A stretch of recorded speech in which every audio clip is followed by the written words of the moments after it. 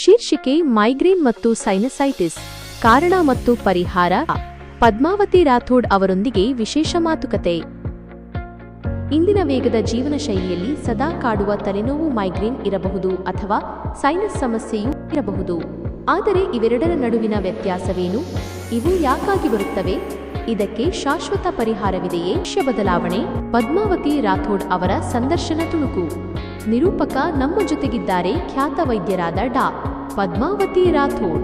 ಅವರ ಪ್ರಕಾರ ಪದ್ಮಾವತಿ ರಾಥೋಡ್ ಧ್ವನಿ ಅಥವಾ ಉಲ್ಲೇಖ.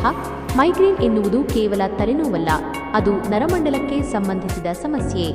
ಅತಿಯಾದ ಬೆಳಕು, ಶಬ್ದ ಅಥವಾ ಮಾನಸಿಕ ಒತ್ತಡ ಇದಕ್ಕೆ ಕಾರಣವಾಗಬಹುದು.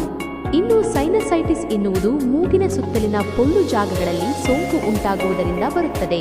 ಧೂಳು ಮತ್ತು ಅಲರ್ಜಿ ಇದಕ್ಕೆ ಪ್ರಮುಖ ಕಾರಣ. ಪರಿಹಾರದ ಹಂತಗಳು. ಜೀವನ ಶೈಲಿ ಬದಲಾವಣೆ. ಸರಿಯಾದ ಸಮಯಕ್ಕೆ ಊಟ ಮತ್ತು ನಿದ್ರೆ ಅತ್ಯಗತ್ಯ. ಹೈಡ್ರೇಷನ್. ದಿನಕ್ಕೆ ಕನಿಷ್ಠ 3-4 ಲೀಟರ್ ನೀರು ಕುಡಿಯುವುದು ಮೈಗ್ರೇನ್ ತಡೆಯಲು ಸಹಕಾರಿ. ಆವಿ ಹಿಡಿಯುವುದು. ಸೈನಸ್ ಸಮಸ್ಯೆ ಇರುವವರು ನಿಯಮಿತವಾಗಿ ಆವಿ ಹಿಡಿಯುವುದರಿಂದ ನೋವು ಕಡಿಮೆಯಾಗುತ್ತದೆ. ವೈದ್ಯರ ಸಲಹೆ. ಸ್ವಯಂ ಚಿಕಿತ್ಸೆ ಮಾಡಿಕೊಳ್ಳದೆ ತಜ್ಞ ವೈದ್ಯರ ಸಲಹೆಯ ಮೇರೆಗೆ ಮಾತ್ರ ಔಷಧ ಸೇವಿಸಿ. ನಿರೂಪಕ. ನೆನಪಿಡಿ, ಆರಂಭಿಕ ಹಂತದಲ್ಲಿ ಗುರುತಿಸಿದರೆ ಈ ಎರಡು ಸಮಸ್ಯೆಗಳನ್ನು ಸುಲಭವಾಗಿ ಹತೋಟಿಗೆ ತರಬಹುದು. ಆರೋಗ್ಯವೇ ಭಾಗ್ಯ.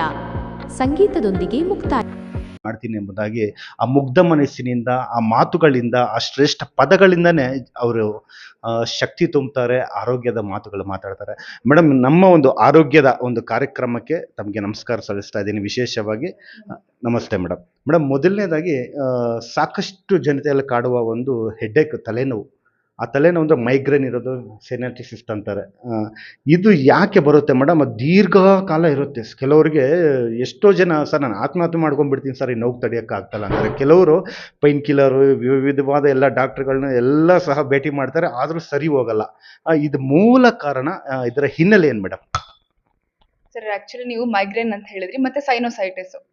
ಮೈಗ್ರೇನ್ ಬರೋದು ಆಕ್ಚುಲಿ ತುಂಬಾ ಕಾರಣಗಳಿದೆ. ಆಯುರ್ವೇದದಲ್ಲಿ ಕೂಡ ಇದ್ರ ಬಗ್ಗೆ ಅವಾಗ್ಲೇ ಹೇಳಿದ್ದಾರೆ, 5000 ವರ್ಷಗಳ ಹಿಂದೆನೆ ಹೇಳಿದ್ದಾರೆ. ಏನಪ್ಪಾ ಅಂತಂದ್ರೆ ಅರ್ಧಾವಭೇದಕ ಅಂತ, ಅಂದ್ರೆ ಅರ್ಧ ತಲೆನೋವು ಅಂತ ನಾವು ಕಾಮನ್ ಲ್ಯಾಂಗ್ವೇಜ್ ಅಲ್ಲಿ ಹೇಳ್ಬೋದು. ಇನ್ನು ಸೈನೋಸೈಟಿಸ್ ಅಂತಂದ್ರೆ ಇಲ್ಲಿ ಮೇನ್ ಆಗಿ ನಾವು ಈ ಸೈನಸ್ ಏರಿಯಾ ಅಂತ ಹೇಳ್ತೀವಿ. ಇದು ಮ್ಯಾಕ್ಸಿಲರಿ ಸೈನಸ್, ಇದು ಫ್ರಾಂಟಲ್ ಸೈನಸ್. ಈ ಏರಿಯಾದಲ್ಲಿ ಏನಾದ್ರೂ ಉರಿ ಊತ ಬಂದ್ರೆ ಅದಕ್ಕೆ ನಾವು ಸೈನೋಸೈಟಿಸ್ ಹೆಡ್ಏಕ್ ಅಂತ ಹೇಳ್ತೇವೆ. ಮೈಗ್ರೇನ್ ಅನ್ನ ಈಸಿಯಾಗಿ ನಾವು ಟ್ರೀಟ್ ಮಾಡ್ಬೋದು. ಹೌದು, ನೀವ್ ಹೇಳ್ತಿದ್ರಿ ಸಿವಿಯರ್ ಪೇನ್ ಇರುತ್ತೆ, ಈವನ್ ಆತ್ಮಹತ್ಯೆಗೂ ಹೋಗ್ತಾರೆ. ಹೌದು, ನಾನು ತುಂಬಾ ಪೇಷಂಟ್ ನ ನೋಡಿದ್ದೀನಿ. ಇದನ್ನೇನು ನೀವು ಮುಖ್ಯ ಕಾರಣ ಅಂತ ಹೇಳೋದಾದ್ರೆ, ಫಸ್ಟ್ ನೀವು ಊಟ ತಪ್ಪಿಸೋವಂಥದ್ದು, ಅಥವಾ ಊಟ ಮಾಡಿರ್ತೀರಾ, ಊಟ ಮಾಡಿದ ತಕ್ಷಣನೇ ಇನ್ನೊಬ್ರು ಯಾರೋ ಬಂದ್ರು ಅಂತ ಹೇಳಿ ಇನ್ನು ಅರ್ಧ ಗಂಟೆಲಿ ಇನ್ನೊಂದ್ಸತಿ ಊಟ ಮಾಡೋದು, ಇದಕ್ಕೆ ನಾವು ಅಧ್ಯಶನ ಅಂತ ಹೇಳ್ತೀವಿ. ಇದು ಕೂಡ ಒಂದು ಕಾರಣ. ಇನ್ನೊಂದು, ನಿಮ್ಗೇನಾದ್ರೂ ಮಲಬದ್ಧತೆ ಕಾಡ್ತಿದ್ರು ಕೂಡ ನಿಮಗೆ ತಲೆನೋವು ಬರಬಹುದು. ಇನ್ನು ಮೈಗ್ರೇನ್ಗೆ ನೀವು ತುಂಬಾ ಸ್ಕ್ರೀನ್ ಟೈಮ್ ಯೂಸ್ ಮಾಡ್ತೀವಿ, ಅಂದ್ರೆ ತುಂಬಾ ಮೊಬೈಲ್ ಯೂಸ್ ಮಾಡುವಂಥದ್ದು, ಅಥವಾ ನೀವು ತುಂಬಾ ಟಿವಿಯನ್ನ ನೋಡುವಂಥದ್ದು, ಅಥವಾ ತುಂಬಾ ಕಂಪ್ಯೂಟರ್ನ ನೀವು ಯೂಸ್ ಮಾಡ್ತಿದ್ರು ಕೂಡ ನಿಮಗೆ ಹೆಡ್ಏಕ್ ಬರುತ್ತೆ. ಇದು ಒಂದು ಕಾರಣ. ಸೈನಸೈಟಿಸ್ ಹೆಡ್ಏಕ್ ಅಂತಂದ್ರೆ ಈ ಸೈನಸ್ ಏರಿಯಾ ಏನಿದೆ ಅಲ್ಲೇನಾದ್ರೂ ಇನ್ಫ್ಲಮೇಷನ್ ಆಗಿದ್ರೆ ಅದರಿಂದ ನಮಗೆ ತಲೆನೋವು ಬರ್ತಿರುತ್ತೆ. ಸ್ಪೆಷಲಿ ಏನು ಡಿಫ್ರೆನ್ಸ್ ಅಂತಂದ್ರೆ, ಈ ಮೈಗ್ರೇನ್ ಅಲ್ಲಿ ನಿಮಗೆ ಅರ್ಧ ತಲೆನೋವು ಇರುತ್ತೆ, ಬೆಳಕು ನೋಡಕ್ ಆಗ್ತಿರೋದಿಲ್ಲ, ಆಮೇಲೆ ಸೌಂಡ್ ಕೇಳಕ್ ಆಗ್ತಿರೋದಿಲ್ಲ. ಇದನ್ನ ನಾವು ಫೋಟೋಫೋಬಿಯಾ ಅಂತ ಹೇಳ್ತೀವಿ, ಅಂದ್ರೆ ನಿಮಗೆ ಬೆಳಕನ್ನೇ ನೋಡಕ್ ಆಗ್ತಿರೋದಿಲ್ಲ. ಆಮೇಲೆ ಸ್ಪೆಷಲಿ ಬಿಸಿಲಿಗೆ ಹೋದ್ರೆ ನಿಮಗೆ ಜಾಸ್ತಿ ತಲೆನೋವು ಬರುತ್ತೆ. ಅದೇ ಸೈನೋಸೈಟಿಸ್ ಇರೋರಿಗೆ ಬಿಸಿಲಿಗೆ ಹೋದ್ರೆ ಸ್ವಲ್ಪ ತಲೆನೋವು ಕಡಿಮೆ ಆಗುತ್ತೆ. ಅವ್ರಿಗೆ ಆಕ್ಚುಲಿ ತುಂಬಾ ತಲೆ ಭಾರ ಇರುತ್ತೆ. ಅವ್ರಿಗೆ ಹೆಡ್ಏಕ್ಕಿಂತ ಆಕ್ಚುಲಿ ತಲೆ ಭಾರ ಜಾಸ್ತಿ ಇರುತ್ತೆ. ಅವ್ರಿಗೆ ರಾತ್ರಿ ಆದಂಗೆ ತಲೆನೋವು ಜಾಸ್ತಿ ಆಗುತ್ತೆ. ಇದು ಸೈನೋಸೈಟಿಸ್ ಹೆಡ್ಏಕ್ ಅಲ್ಲಿ. ಸೊ ಎರಡಕ್ಕೂ ಆಯುರ್ವೇದದಲ್ಲಿ ನಸ್ಯ ಚಿಕಿತ್ಸೆ ಅಂತ ಇದೆ. ಈ ಟ್ರೀಟ್ಮೆಂಟ್ ಇಂದ ನಿಮಗೆ ಕಂಪ್ಲೀಟ್ ಆಗಿ ನಾವು ಟ್ರೀಟ್ ಮಾಡಬಹುದು. ಇದಕ್ಕೆ ಪರ್ಮನೆಂಟ್ ಟ್ರೀಟ್ಮೆಂಟೇ ಇಲ್ಲ ಅಂತ ತುಂಬಾ ಡಾಕ್ಟರ್ಸ್ ಹೇಳ್ತಾರೆ. ಬಟ್ ಆಕ್ಚುಲಿ ಆ ಥರ ಏನೂ ಇಲ್ಲ. ಸೈನೋಸೈಟಿಸ್ಗೂ ನಾವು ಕಂಪ್ಲೀಟ್ ಆಗಿ ಟ್ರೀಟ್ ಮಾಡ್ಬೋದು, ಈ ಮೈಗ್ರೇನ್ಗೂ ಕೂಡ ನಾವು ಕಂಪ್ಲೀಟ್ ಆಗಿ ಟ್ರೀಟ್ ಮಾಡ್ಬೋದು.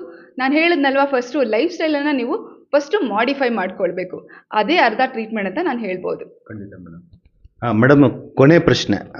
ಸಾಕಷ್ಟು ಜನತೆ ಕೇಳಿದ್ರೆ ಸರ್ ಮೇಡಮ್ ಅವ್ರದ್ದೊಂದು ವಿಳಾಸ ಗೊತ್ತಾಗಲ್ಲ ಅಂತ ಸಾಕಷ್ಟು ನಮ್ಮ ಮಾಧ್ಯಮಕ್ಕೂ ಸಹ ಕರೆ ಮಾಡ್ತಾರೆ. ಎಲ್ಲಿ ಬರುತ್ತೆ ಮೇಡಮ್ ನಿಮ್ಮ ಒಂದು ಪ್ರಾಕ್ಟಿಕಲ್? ಎಲ್ಲಿರ್ತೀರಾ? ನಿಮ್ಮ ಒಂದು ಕೇಂದ್ರ ಬಿಂದು ಎಲ್ಲಿರುತ್ತೆ ಚಿಕಿತ್ಸೆ ಮಾಡೋದು? RR ನಗರ್ ಹತ್ರ ಆಯುರ್ಲೋಕ ಹಾಸ್ಪಿಟಲ್ ಅಂತಿದೆ. ಸೊ ನಾವು ಅಡ್ರೆಸ್ ಕೂಡ ನಿಮಗೆ ಕಳಿಸ್ತೀವಿ, ನಿಮಗೆ ನೀವು ಡಿಸ್ಪ್ಲೇ ಮಾಡ್ಬೋದು ಸರ್. ಸರಿ, ಥ್ಯಾಂಕ್ ಯು. ಓಕೆ.